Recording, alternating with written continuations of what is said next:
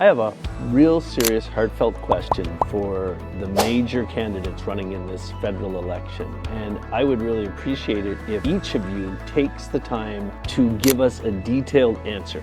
And here's the question right after this. Hey, my name's Ken Dunn, and I'm a real estate investor. I want to welcome you to the No Money Real Estate Podcast. On this show, I'm going to interview elite level real estate investors from all over North America. And I'm going to help you to see one thing that all successful real estate investors have in common. They built their portfolios without using a dime of their own money. I've got a portfolio of $300 million in real estate. That includes resorts, apartment buildings, commercial buildings, and I built the entire portfolio without using a dime of my own money. Real estate is a business that anybody can get into, but the strategies that those tight real estate investors use to build massive portfolios have been kept secret for decades. Now, because of this show, I'm going to reveal them to you. So let's get started. Listen, I'm going to tell you the question right up front, and then I'm going to explain what drives me to this. The question, really simply put, is, in your opinion, how in the world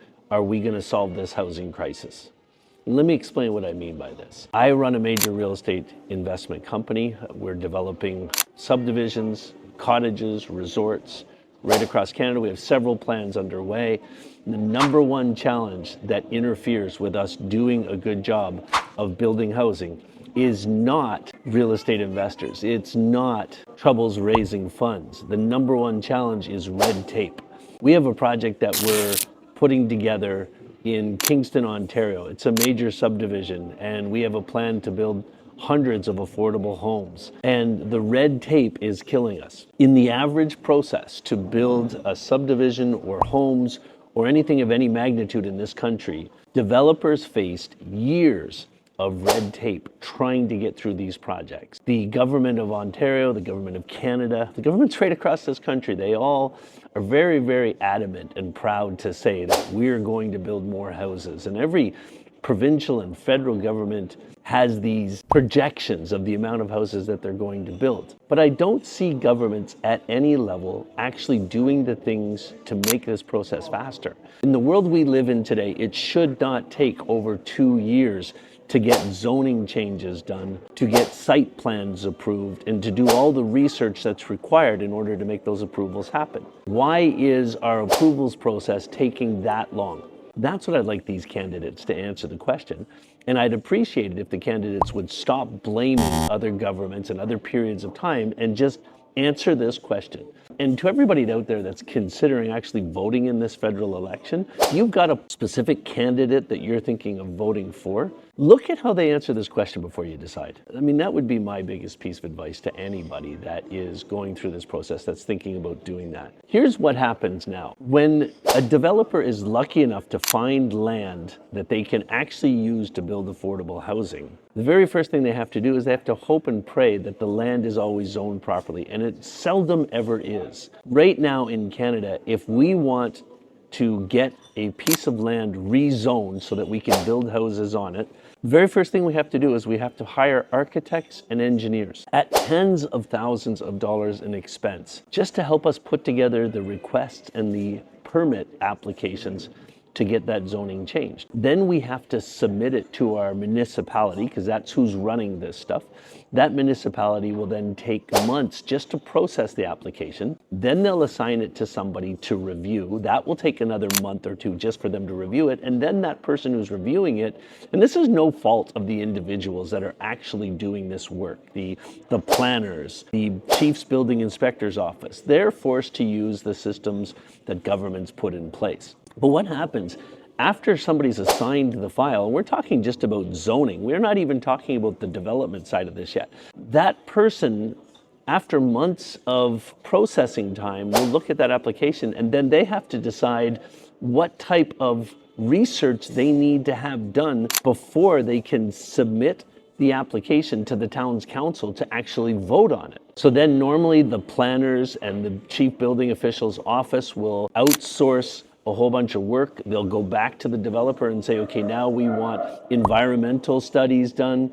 We want to make sure the land doesn't have any environmental issues with it. And then we want a water table study done. And then we want a groundworks study done. So then it goes back to the developer. Then the developer has to hire these people to do it. And then we have to wait until those experts that are going to do that work for us have time in their schedule. So normally it literally takes months. Once the developer gets the word back from the town of the surveys and the studies they want done, then it takes months for us to go find those people, to give them deposits to do the work, and to schedule it. And then once they come out and actually do the work, the environmental studies, the groundwork studies, the traffic studies, then it normally takes them several more months to write those studies and send them back to us. So then once the developer gets those studies back, friends, have you noticed, have you been counting this time in your mind? It takes several months to submit the studies. Then we wait several months while that study sits in the municipality and is assigned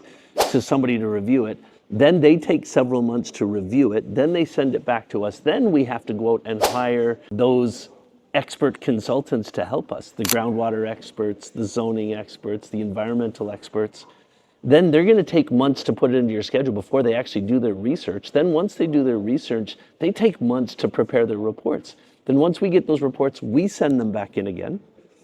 And it takes months more time before those people in the chief building officials department and the planning department actually get everything corroborated together. Then they make their recommendation, then they send it on to the town's council.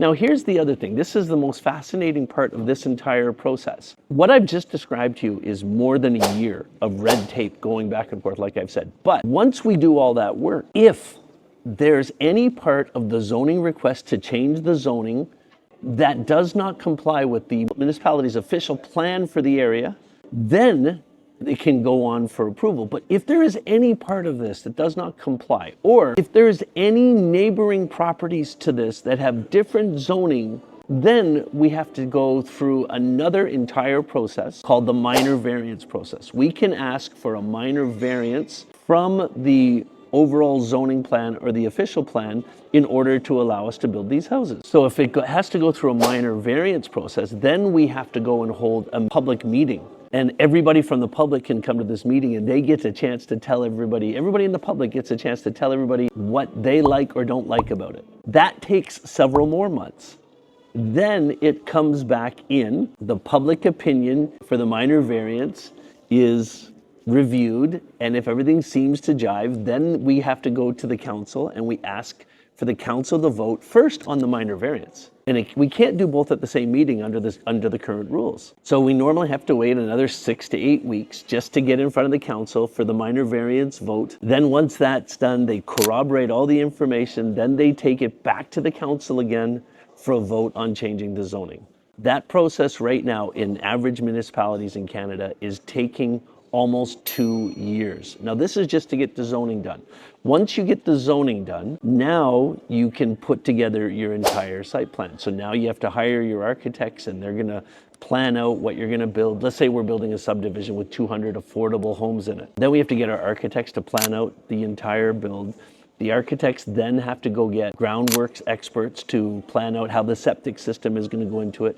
Then the groundwork experts has to go to the federal government, the Ministry of the Environment, and get them to approve the septic system plan before we can even submit the request for the municipality to approve the development. And again, that takes time. I've gone through a process with a resort where we had to go to the Ministry of the Environment to get them to approve some of the things we were doing on the waterfront. And it's now taken more than a year for them to review this process before they even give us their opinion on whether they're going to allow it or not. So now that we've got the zoning done, we haven't spent a dollar yet. We haven't started to build anything. And we're 2 years in to the bureaucracy, to the paperwork, to this process that we now use to build houses. So let's say the Ministry of the Environment comes back and says they approve it, which very, very rarely they do. They always have things they want us to do before they'll approve it. So let's say they come back and do that. Now the Ministry of the Environment has given their information back to us so we can develop our development site plan. application. Then we put all this together with and we have to have our electrical engineers as well. So we get another group of engineers that we pay to put together the electrical plans. Once we have this all done, by the time we've submitted our development application to do this to the municipality, on average right now, it's taking 2 to 3 years and it's costing $300,000 to $400,000. And this is before we have spent $1 on actually building houses. And it's 3 years just to do this, just to build a couple hundred houses. So then once we submit this all, the chief building official's office, they review everything. And I have never seen a development application where the chief building official's office hasn't come back and asked us to do other things. Could be traffic studies, could be further environmental studies, could be further electrical studies, but this always happens. And it's that same process I talked about earlier with the zoning, where they'll send it back to us again. Then we got to go out and find the experts. We have to pay for it. The developer has to pay for it. And it takes months to get somebody there to do the studies or the work that the town requested. And then it takes months more for them to prepare the reports and give them back to us. Then we send it in them again. And then it normally takes months longer. And I'm not criticizing anybody here. There's reasons that this is happening. In the municipalities are understaffed. There's not enough planners, there's not enough building inspectors, and there are dozens of these applications in the process. So eventually, after this process, on average 3 years, these applications are ready for approval. Then it goes to the municipality, gets approved, and the developer can start work. And then once the developer gets all that done in 2 to 3 years, it normally takes another 6 months to a year to get all the funding arranged. And then it normally takes 2 years after that to build it, to actually do the work. So you're talking about a process that in today's world, it takes 4 to 5 years from the day the developer finds the land to do this on to the day the doors are open and people can move into new affordable homes. So there's no doubt at all that there is a serious housing crisis in this country. And another sad part of this issue is that average Canadians don't understand that process and that real challenge that I've just illustrated to you. In fact, when we run advertisements for our real estate investor training events that we do, we are always inundated by comments from average people who are blaming the real estate investors for the housing crisis. They say, no wonder there's such a housing crisis if all these vultures are building homes and driving up prices. So average Canadians don't understand what this problem is. And that's one of the things I'm hoping this video does, is helps everybody to understand that the real problem with this housing crisis is not a willingness of people to build houses. There are many, many developers out there, and there are many waiting on the sidelines that will not get involved in developing affordable homes until this issue is solved, until the bureaucracy is eliminated, the red tape is eliminated. In the world we live in today, with the use of AI and automated systems, a housing development should be able to be approved completely within 6 months. Think about that, friends. If you could reduce the approval process time, so right now, from the time that a developer finds the land until they can start building, it's normally 4 years. Could you imagine if we could reduce that time to 6 months? And there is no reason using AI, using automation in the world we live in today, that process couldn't be reduced to that period of time. And imagine if that happens. Imagine if developers could find land faster, could get through the red tape faster, and could build houses faster. That, my friends, is the only way we're going to eliminate this housing crisis. That's the real problem. And what I would like to know before April 28th is I'd like to hear in detail how each of the federal candidates for the Prime Minister's office intends to eliminate that red tape.